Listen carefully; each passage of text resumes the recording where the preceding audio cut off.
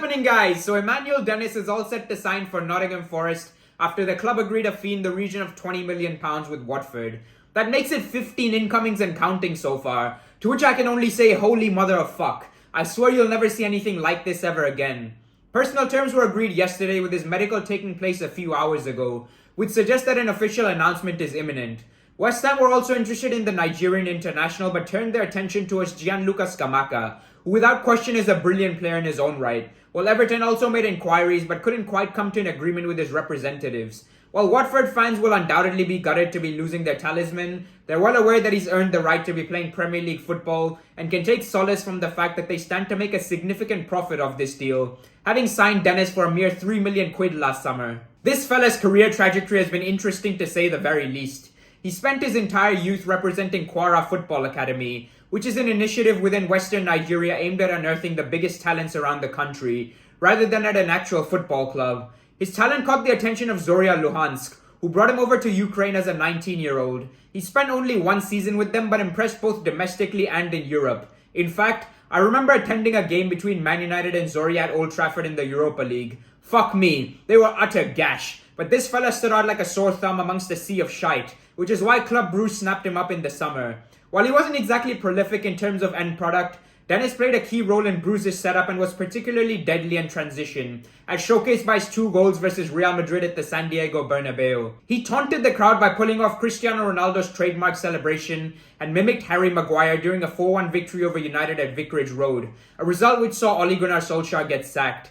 These antics have earned him the nickname Dennis the Menace, and gives you an insight into the type of self-confident character he is. Relegation-threatened Cologne brought him in on loan to the Bundesliga, but he flattered to deceive, making only 9 appearances with no goals to show for it. Despite rather suspect statistics, Watford saw something in his game and snapped him up on a 5-year deal. Dennis started the season like a house on fire and ultimately ended up with 10 goals and 6 assists to his name. A truly remarkable return for a side that finished 19th and accounted for almost half the 34 goals Watford scored in the league. The caveat to this, however, is that he only nabbed 2 in his final 17 games and is yet to find the back of the net in his 2 appearances in the Championship thus far.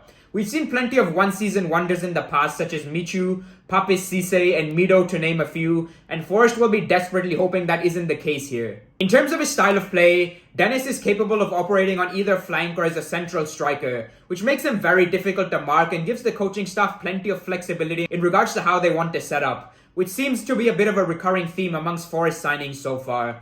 He's at his most destructive when running on the ball within the width of the 18-yard box, and is excellent at drifting inside from the wing to become a threat down the middle. His footwork allows him to unbalance his markers and opens up space to get a shot through on goal. He appears to have a very good understanding of the game and where to position himself in each situation, helping him be in the right place at the right time as both a scorer and creator. His blistering pace makes him a huge threat on the counter, and his intelligently timed runs allow him to constantly get in behind defensive lines. Furthermore, his unique dribbling technique keeps the opposition guessing, and included in his repertoire of skills are shimmies, fake shots, step-overs, nutmegs, and no-look passes. His work rate out of possession is also second to none, and his infectious energy sees him constantly pressing opponents throughout the 90 minutes. In addition, he's got a great variety in his finishing and is capable of scoring with both feet as well as his head, which can't be said for a lot of great players in the league. His direct style of play suits a team that will sit back down to a T, and you'd like to think Cooper can get the best out of him moving forward.